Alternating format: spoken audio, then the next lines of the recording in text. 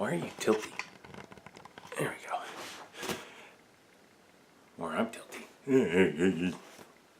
Hey, the pointing, the pew pew, everything can be solved with finger guns. Pew pew pew.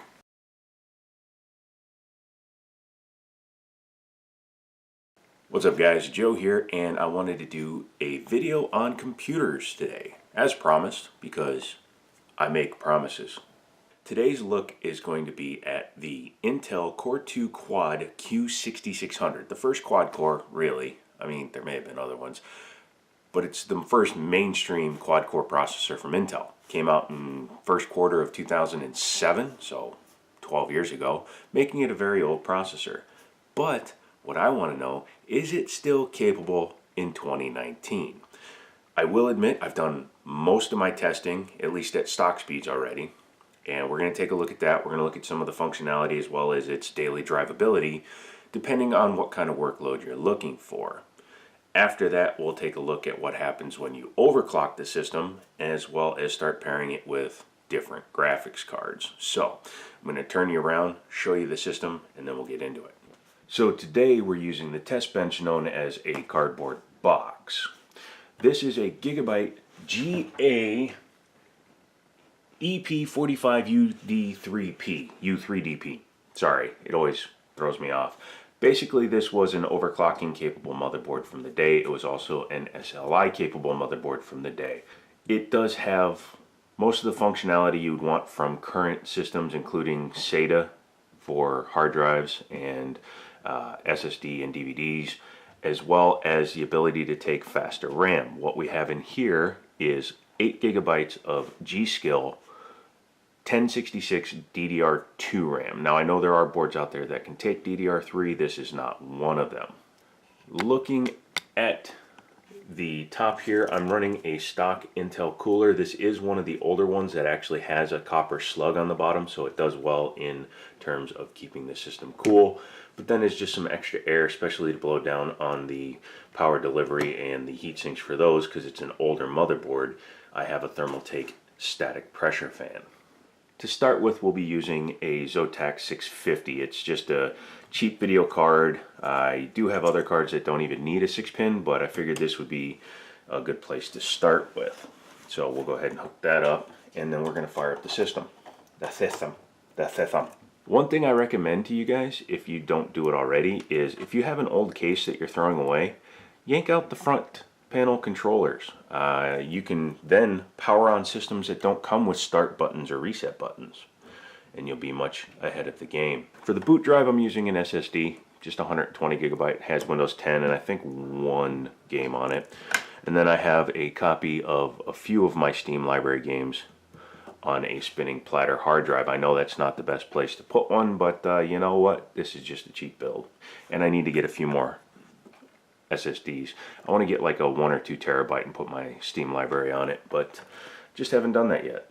So I think the first thing we'll do is boot it up, get it into Windows. We'll take a look at its everyday functionality, and then we'll start looking at doing some programs. So I'm going to get it booted up. I'll be right back with you.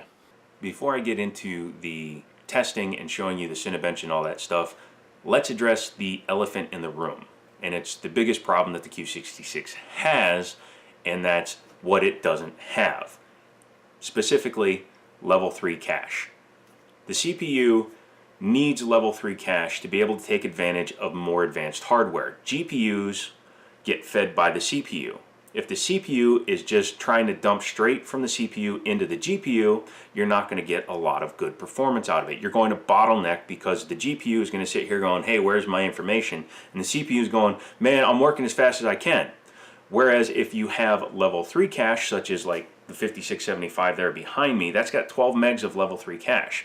So that allows it to preload the data to send to the graphics cards. That's why I could run a 1080 Ti on that system, and it was okay. It never got its full potential, but it was okay. That 770 runs perfect. I've had 780s on that board and 980s, and they ran perfect. The Q6600 just can't push enough information because it doesn't have enough of a buffer. It's like running out of VRAM buffer on your graphics card. You start to get stutters and slowdowns, and that's the problem. So as we go into the testing and you're seeing the 650 outperform a 780 or even the 980 Ti, as I explain later, you'll understand why. And obviously we're using film off the screen O-Vision because I don't think at stock it has enough oomph to be able to do video capture off of it while it's running. I would use my HD Elgato. By the way, I've had one for like ever. I just never use it because I'd have to hook up two computers, and the hard drive for my editing computer is actually sitting on that motherboard, so frowny face. Oh great, updates. One odd thing I noticed is that the temperature here does not read correctly. Not sure if that's a problem with the socket itself, the temperature on the sensor, or whatever the case may be. So I'm going by this temperature here, which is the CPU temperature. This seems to be more accurate based on other testing that I've run, because this one will jump up to like 100 degrees, but I can still touch the back of the socket. So this is definitely not reading correctly. Shameless plug time. If you aren't subscribed to my channel, why don't you go ahead and do that. Click on the subscribe button down below. You can click on it on the side of the screen, or you can just message me and I'll get you. No, I'm just kidding, you can't do that.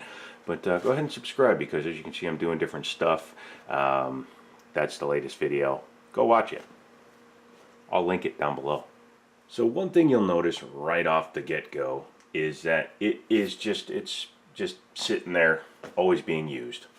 Now I know it's running things because I've changed the system over, but system reporter tool, that shouldn't be using that much power. I mean, it shouldn't be taxing the system this much. It shouldn't be running at 3 gigahertz all the time for no particular reason. Steam isn't open, nothing's open, it's just running through. One thing, I don't know if you can see it, but the base speed on the Q6600 is actually 2.4 gigahertz. However, that motherboard automatically puts a ×9 multiplier on the CPU, which brings it to 3 gigahertz. Let's go ahead and let's run a Cinebench.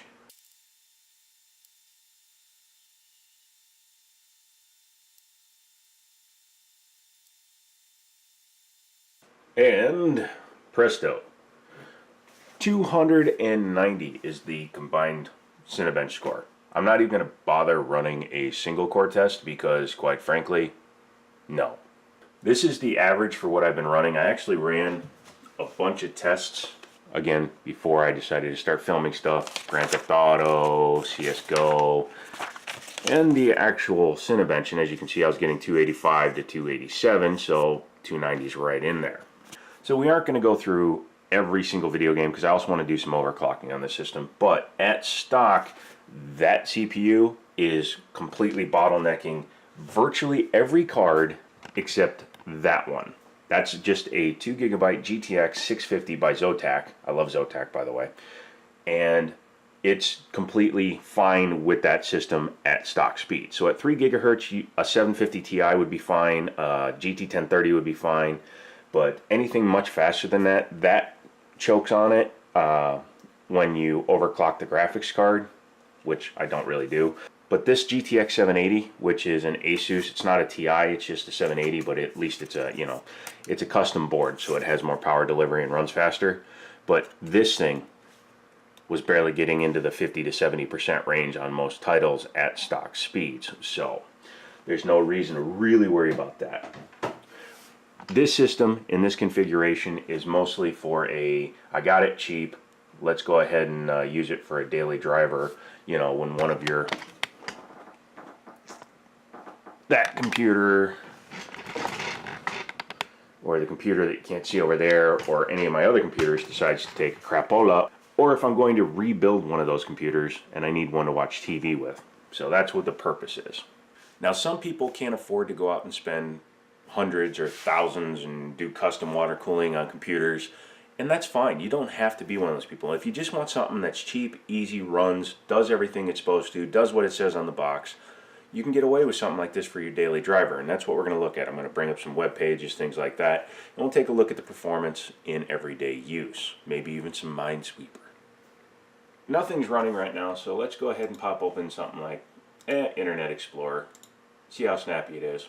And this is using a Wi-Fi connection with an extender, but so we're going to load up my YouTube page because I probably won't file a claim against myself, but I might.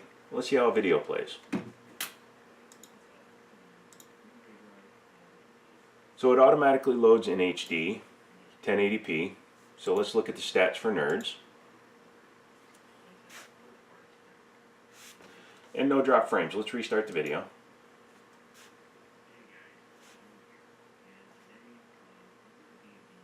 So 1920 by 1080 at 30 frames per second, no drop frames. So it can handle HD playback, no problem. Watch that video, by the way. I drooled a lot. Let's go to like a new source. We should be fine there. Page loads up fine, even with all this pop-in. A little slow there for that one, but not terrible. Check out a couple of websites here. This one's really bad. Not in terms of content, but really bad because it loads up tons of pop-ins. All this crap is ads, ads, ads, ads. They even hide these as ads. You know, some of these will be ads, and some of these will be ads. So this can get pretty bad sometimes, but seems to be loading fine. Let's load up a video from the channel. So normally I'd be dragging you all the way up. Playback is fine.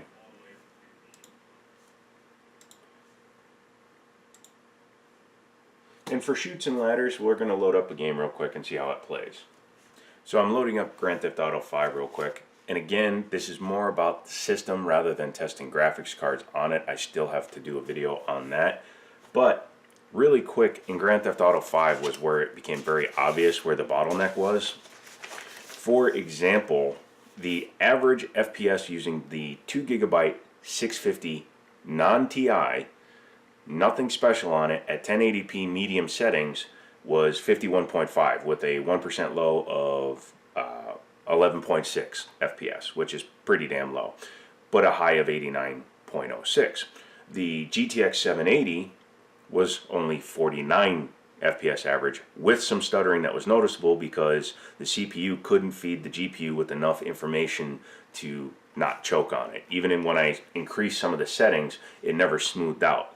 What I mean is you can actually increase the graphical demands on the card to help reduce the demands on the CPU, or at least give the graphics card more to do so that it's not waiting as much on the CPU. And in fact, when I put the 980 Ti, the Zotac Amp Extreme on there, actually got worse. It got a 48.5 FPS average and a 0.1% low of 1. Same problem with CSGO, the 650, no problem. Probably, I think I was averaging about 80 to 85 FPS with that. Yeah, 85. And when I put the 780 on it, no better, with some stuttering. The 980 Ti never got over 25% usage. So I guess the point there is don't bother. So the genesis of this entire thing was the fact that a buddy of mine, actually no, it was out at a flea market. I got an HP, whatever much you call it, with the Q6600 in it complete for 10 bucks. And it had a 1 terabyte hard drive in it and stuff like that. So I got it for 10 bucks and I did the old electrical tape overclock on it because factory they're 2.4 gigahertz, but the HP boards won't allow you to overclock at all. But with a little piece of electrical tape, and you'll have to Google it, I'm not going to tell you how because I don't want to be responsible for you frying your system, you can overclock a stock HP client thingy all the way to 3 gigahertz, which was going to be a video. However, right before I started doing that video, I found this system on Craigslist. Now this was last year, so it's been sitting for a while. But I got the Gigabyte motherboard, the Q6600, the 8 gigabytes of RAM, and this XFX GTX 260. Yes, they made cards for NVIDIA back in the day for 25 bucks. And I was like, cool, that's a great price. But at the same time, I had also picked up a 3470 system, which you've seen overclocking here. So go ahead and check that out. I'll probably do a dedicated overclocking one to show you how to overclock a Q6600 correctly. And then I got a bunch of other stuff at that time. And this one went on the back burner because I was like, who cares? It's still actually a decent computer, so people might not care. But now that it's 2019, I want to see if it can hold up. So, wasting time over. Game is loaded, so let me actually, yeah, there you go. So I'm going to be running the 650 at dead stock. The only thing I did was increase a little bit of core voltage so it can add a little bit if the temperature is low enough. So in this scenario, don't know how well you can see it, but at 1080p, that's why it looks so small, the GPU is rocking at 90 to 100%. We're indoors right now, and the CPU is around 80%. So that's about right, like I was saying. Really quick, let's cheat. There we go.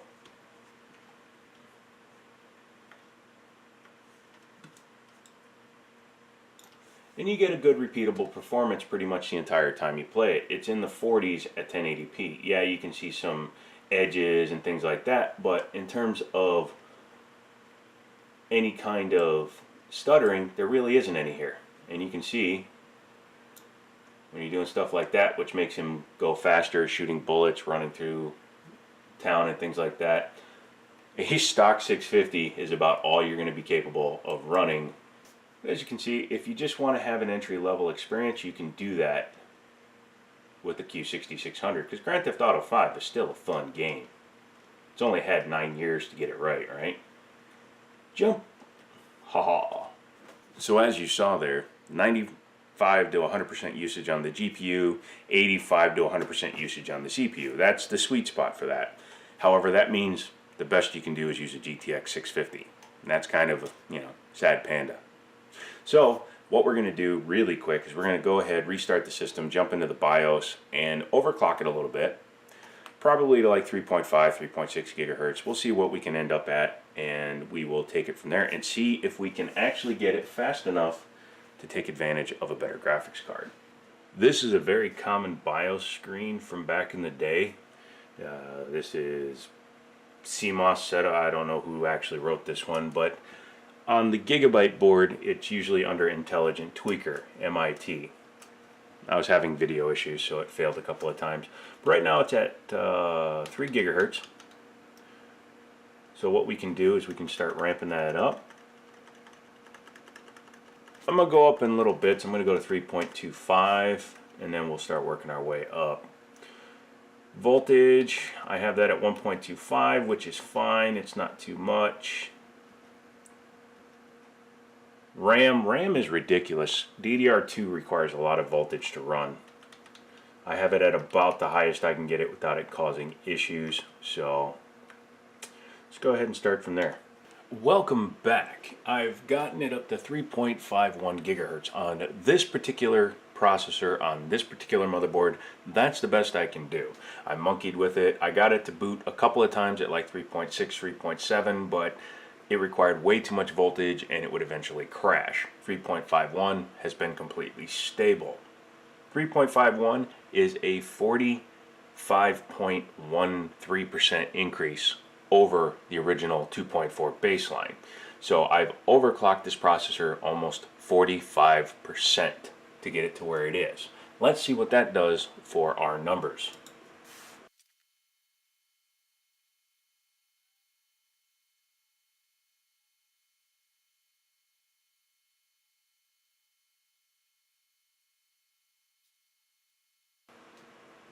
And there's your result there. It's actually the best result I've actually recorded on this particular computer, and that is a 341 Cinebench score. For a reference, a AMD Athlon at 4 gigahertz, 750K that I was goofing around with for a little while, was able to run a 287. Stock score on this was a 290. It went to a 341, so that's an improvement of 51 points. The most important thing is, how will it improve in a game situation? I'm going to boot up GTA 5, come back to you because it takes a minute. The one sad thing is that it's at 100% even in a loading screen, which is kind of a boomer, but we are at 3.501 gigahertz. And the temperature, again, you can't trust that because it's not reading correctly. So even though you probably can't even see it from where you are, it's saying that I'm at 65 degrees, but that's because the sensor on the socket itself doesn't seem to be working, or on the CPU itself doesn't seem to be working. So you'll just have to ignore those as we play through. You'd most be able to tell if it was running that hot because the factory fan, the stock Intel fan, is PWM, so the hotter it gets, the faster it ramps up. And at potentially 63 degrees, it should be screaming like a banshee right now. And since it isn't, that's another way to tell that it isn't actually that hot. The GPU at 21 degrees though, that's nice. That's nice. Hello. So now the CPU is still hitting 100%, but I'm getting about a 10 FPS average increase. So I'm getting a little bit of variance in some of my results, but it looks like now, could also be my graphic settings, but in some areas I'm at 100% and 100%.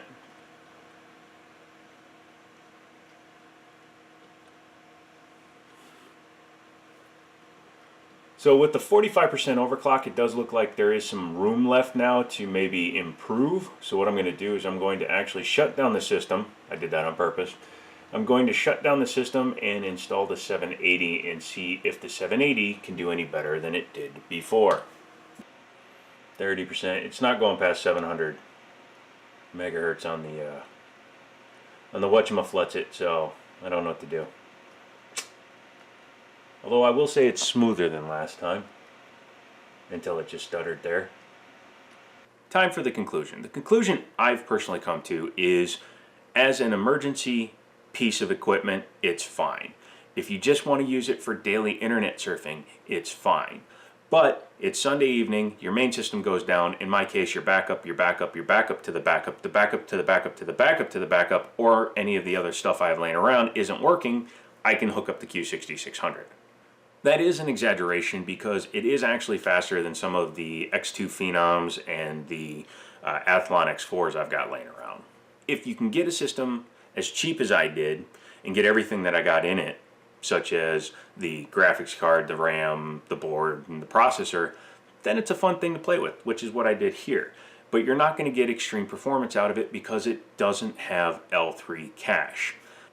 That's about it. If you like that video, give me a thumbs up. Don't forget to leave a comment in the commenty section down there somewhere. You can click here to subscribe. You can click here to subscribe until it disappears. You can click over here somewhere and watch another video. I'm doing them Mondays and Fridays with usually a one take in the middle of the week on Wednesdays. The next stuff you're going to see is a tabletop of a gun and then probably some shooting videos. And then I'm going to hopefully go out hunting for games and stuff this weekend. And if I can do that, I will put those up next weekend. So that's about it. Hope you guys had a great weekend. Hope you have a great week. I'll see you on Friday. And as always, I'll talk to you later.